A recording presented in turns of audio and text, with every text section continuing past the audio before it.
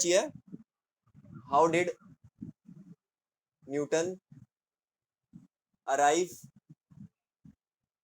At his law. Newton का law पढ़ा होगा, फर्स्ट वीडियो में ही है, तो उसमें अराइव कैसे किया, ठीक है, तो ये पढ़ेंगे अपन। अब अच्छे से समझने की कोशिश करना, इसको मैं आंसर देने की ट्राई करता हूँ। देख बच्चा, कंसिडर कर एक प्लैनेट है जिसका वो पहला video you must have seen first video, centripetal force act करता है कुछ सेंटर की तरफ, बराबर के नहीं, याद है कि नहीं, सेंट्रीपिटल फोर्स एक्ट करता है कुछ, okay, it is toward the centre and उसके जो चीजें सर्कल में घूमती है और कुछ वेलोसिटी एक्ट करता है, ये सब क्या वेलोसिटी है। हाँ, सो बच्चा पहली चीज तो ये, you should know very clearly कि कोई अगर ऑब्जेक्ट है, समझो इसका मास m है, ये ऑब्जेक्ट घूम रहा है एक पर्टिकुलर ऑर्बिट में घूम रहा है, it is moving moving moving revolving, तो it is moving in circle, object is moving in circle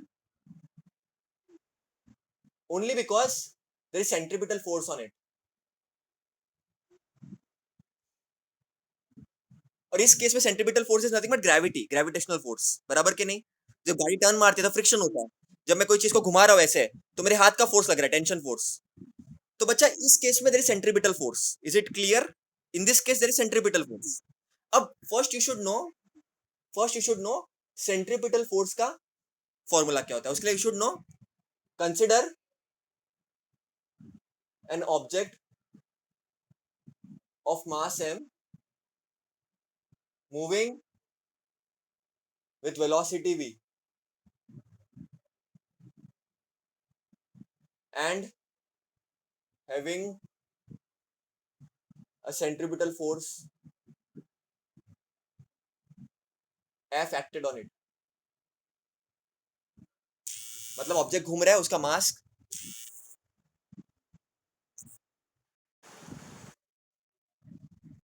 object जो घूम रहा है उसका मास स्मॉल m है, उसकी वेलोसिटी v है और फोर्स उसका F है, कैपिटल F। तो बच्चा you should know one thing now you should know learn this. अब ये कैसे आया, you will study in higher standards, if you take science 11 12 you will study this, but centripetal force का formula होता है mv square upon r, where m is the mass, v is the velocity and r is the radius and having radius r।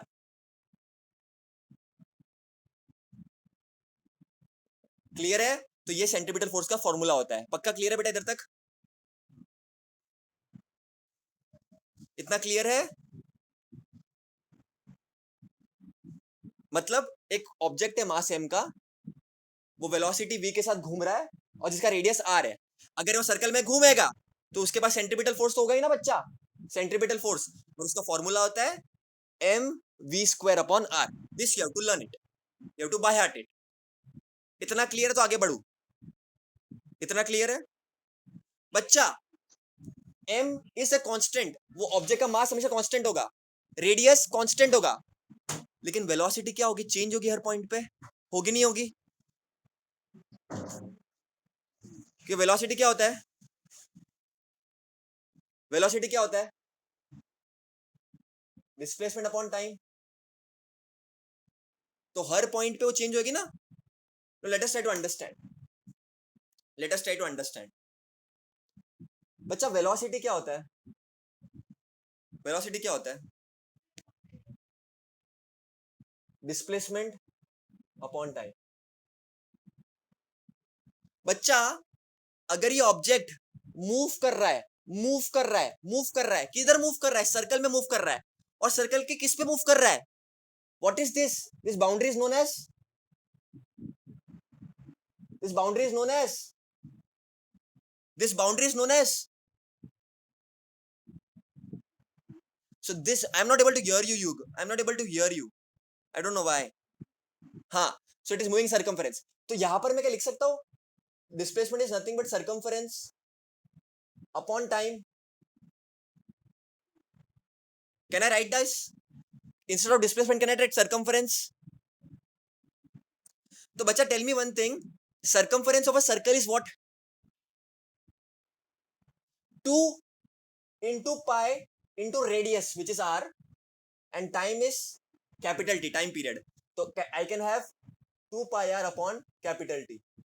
Keep this with you, keep this with you. Capital T is time period. Clear है? Now this is equation number 1. इस equation को देख के खुजली आनी चाहिए. m is constant, r is constant, लेकिन velocity का फॉर्मूला क्या मिला अपने को? 2 pi r upon t, 2 pi r upon t. So put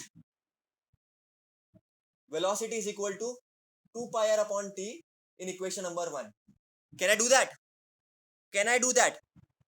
Therefore f will be equal to m into 2 pi r upon t the whole square, और नीचे क्या है? Upon r. इतना क्लियर है?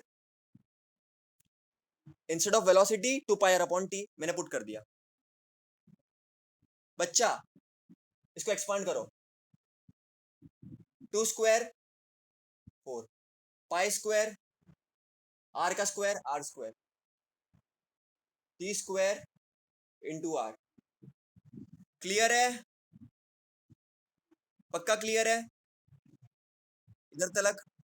इधर तक नोट डाउन कर ले बच्चा, फिर मैं आगे बताता हूँ. इधर तक नोट डाउन कर ले, फिर बताता हूँ. But I am not able to hear you, I am not able to hear you unfortunately. बोल क्या हुआ? क्या? हाँ सुनाई दे रहा, थोड़ा हल्का हल्का बोलो, क्या हो गया?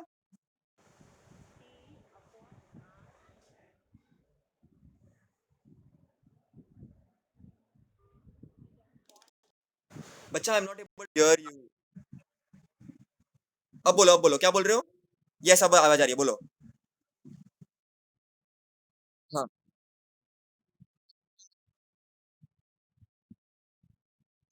हाँ.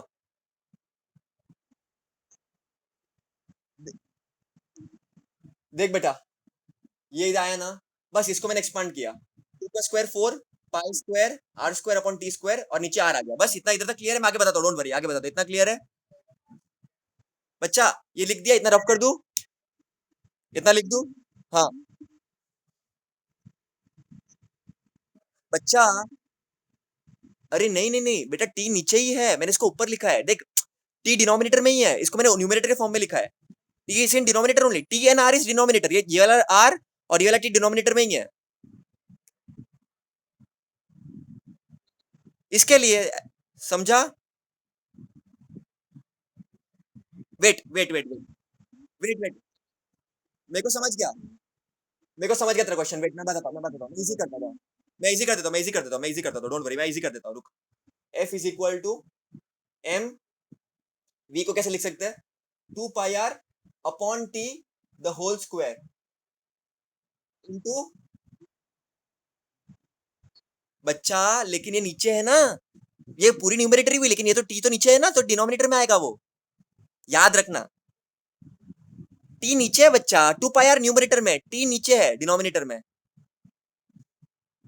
हाँ बस खत्म. और फिर नीचे 1 अपॉन r भी आ जाएगा, क्योंकि r था नीचे, r था ना नीचे ऑलरेडी. बेटा ऐसा नहीं है, देखो देखो समझो, इक्वेशन को समझो, ये इक्वेशन को समझ. mv square upon r, m velocity is nothing but 2 pi r upon t, 2 pi r upon t the whole square, और r था नीचे, तो r लिख दिया मैंने एज इट इज. मैंने वेलोसिटी के बदले, देख वेलोसिटी क्या है, वेलोसिटी में दो टर्म्स है, न्यूमरेटर वाला भी टर्म है, डिनोमिनेटर वाला भी टर्म है. तो ये न्यूमरेटर वाला टर्म, ये डिनोमिनेटर वाला टर्म. हाँ, और r था नीचे, तो नीचे लिख दिया मैंने, सिंपल. क्लियर है? हाँ बस आगे सॉल्व कर इसको. m into 2 square 4 into pi square upon r square t square into r. बस इसको मैंने एक्सपांड कर दिया. इतना क्लियर है? अच्छा वो कंफ्यूजन क्लियर हुआ? ये डिनोमिनेटर में, ये t is in denominator, it's okay, t is in denominator only. Clear है? अब आगे बढ़ाओ बच्चा. हाँ इसको रफ कर देता हूं मैं, इसको रफ कर देता हूं मैं. देख बच्चा, अब देख, केपलर लॉ क्या बोलता है? अपने को केपलर लॉ घुसाने का इधर किधर बीच में. क्यों घुसाना है? क्योंकि केपलर लॉ वेरीफाइड है, वो सही है हमेशा हर सिचुएशन में. ठीक है, तो अपने को घुसाना है केपलर लॉ यहाँ पर. तो कैसे घुसाएंगे अपन? केपलर का थर्ड लॉ क्या बोलता है?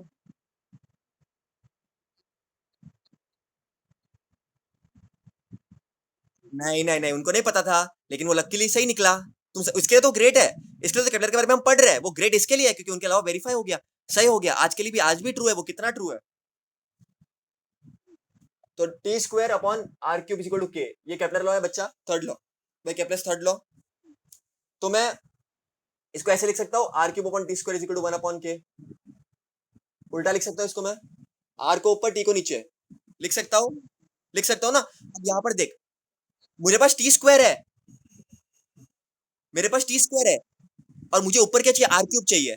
तो मैं क्या करूंगा? मुझे आर क्यूब चाहिए, मेरे पास आर स्क्वायर है, मेरे पास आर स्क्वायर है, मुझे आर क्यूब चाहिए क्योंकि मुझे फॉर्मूला में बिठाना है। तो व्हाट आई विल डू, कर सकते हैं, कर सकते हैं, कर सकते हैं, कर सकते हैं। बट मुझे नहीं मैं नहीं कर रहा हूँ। क्यों नहीं कर रहा हूँ? क्योंकि मुझे आर क्यूब चाहिए मेरे पिक्चर में। मुझे आर क्यूब कैसे भी करके चाहिए।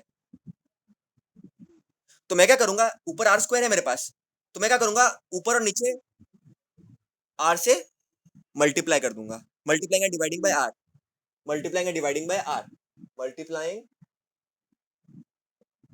And dividing by R. Therefore, f is equal to m into 4 pi square r square into r upon t square into r into r। बेटा इतना क्लियर है? मल्टीप्लाई एंड डिवाइड कर दिया मैंने r से। मैंने क्यों किया? क्योंकि मुझे r क्यूब चाहिए।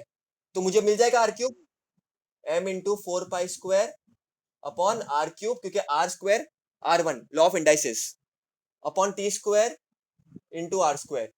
क्लियर है इतना? Now tell me one thing very logically, R cube upon T square क्या है? R cube upon T square क्या है?